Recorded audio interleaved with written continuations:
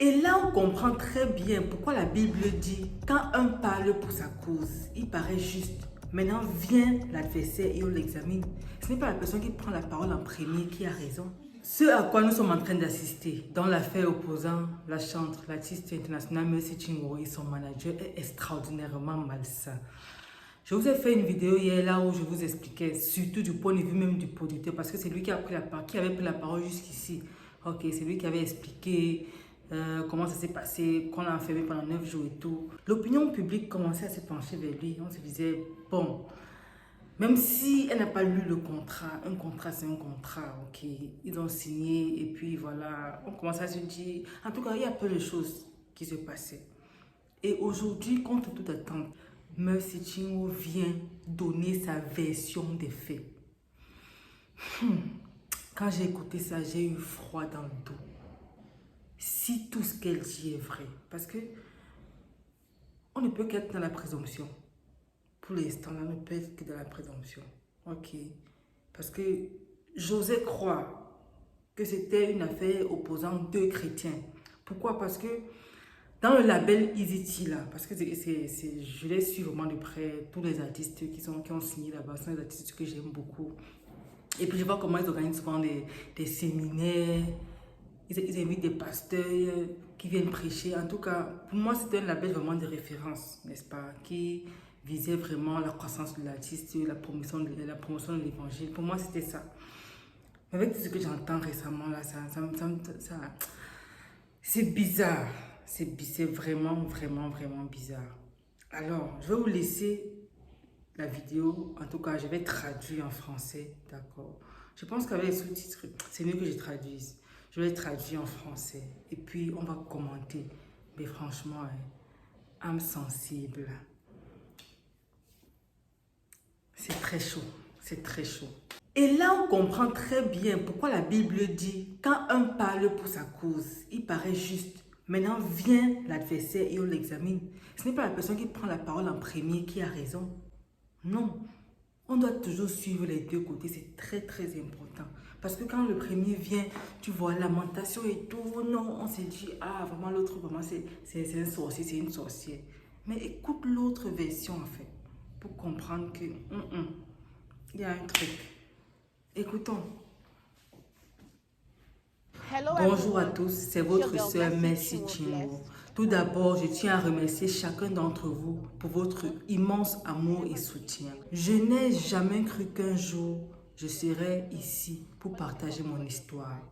Pour le bien du corps du Christ, j'ai pensé qu'il était nécessaire d'apporter des éclaircissements sur de nombreuses informations erronées circulant en ligne à propos de la marque Mercy Chinwo. L'homme a dit que je l'avais poursuivi en justice.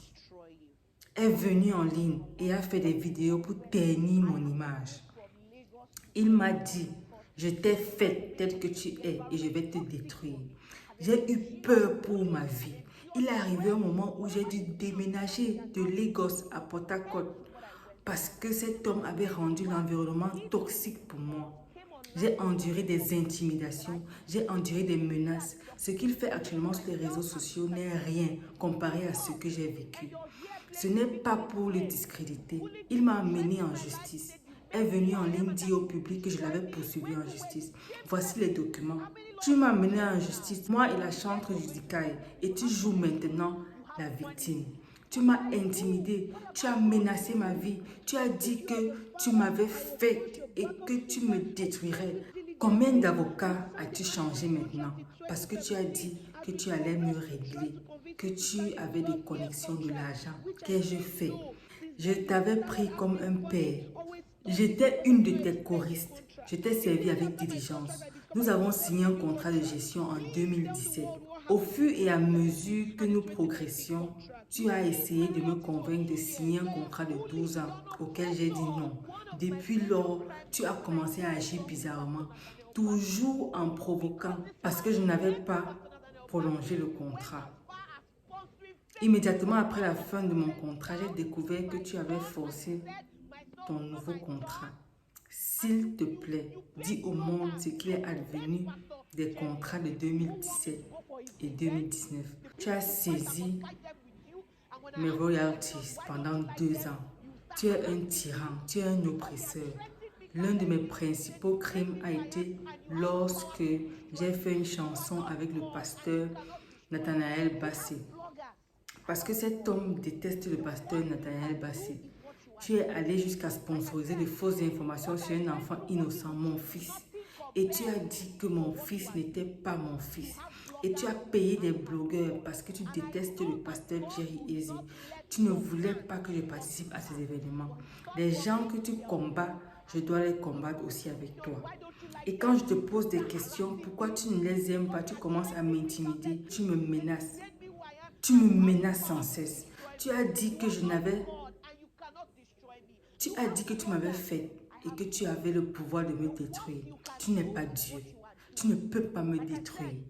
Tu as des bloqueurs, j'ai Dieu. Le pire que tu puisses faire, c'est ce que tu fais. Comme je l'ai dit, ce que j'ai traversé en travaillant avec toi n'est rien comparé à ce que tu fais maintenant. Tu as des blogueurs, j'ai Dieu. Et je sais que Dieu ne laissera pas tes plans se réaliser, car ses pensées pour moi sont des pensées de paix et non de malheur. Waouh! Waouh! Et vous savez, la chanteuse Judikaï a aussi laissé un post, je crois que c'était avant-hier, sur son Facebook, là où elle expliquait un peu qu'à un moment, elle a voulu un peu lui demander. En fait, elle ne comprenait pas trop la traçabilité en ce qui concerne ses finances et tout. Et puis, bref, il y a eu des trucs, mais finalement, elle a abandonné les poursuites. Donc, l'autre jour, elle a dit officiellement qu'elle a abandonné les poursuites. Excusez le bruit, je suis près de la route. Donc l'autre jour, elle a dit que voilà, elle abandonnait les poursuites et tout. Donc, c'est maintenant chaud entre Mercy Chinwo et puis son ex-producteur. La vidéo que nous avions fait hier était axée sur le fait que voilà, les contrats, tu dois toujours voir ce que tu lis. Tu dois être très averti parce qu'il y a des contrats qui lisent les gens et les endommagent à vie. Mais ici, on voit qu'en réalité, elle dit n'avoir pas prolongé le contrat.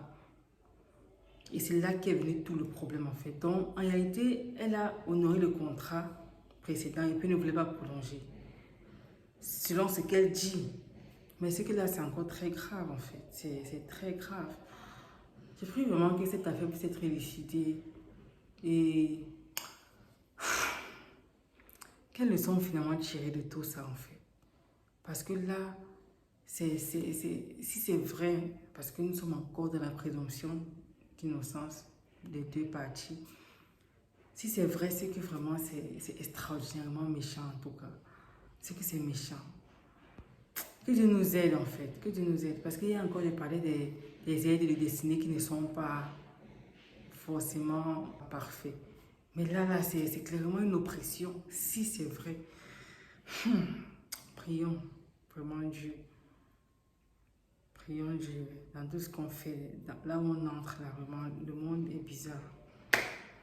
Qu'est-ce que vous pensez de tout ça? On va probablement continuer la discussion en commentaire parce que là, franchement, je manque de mots. Je manque de mots. On attend que peut-être le tribunal statue.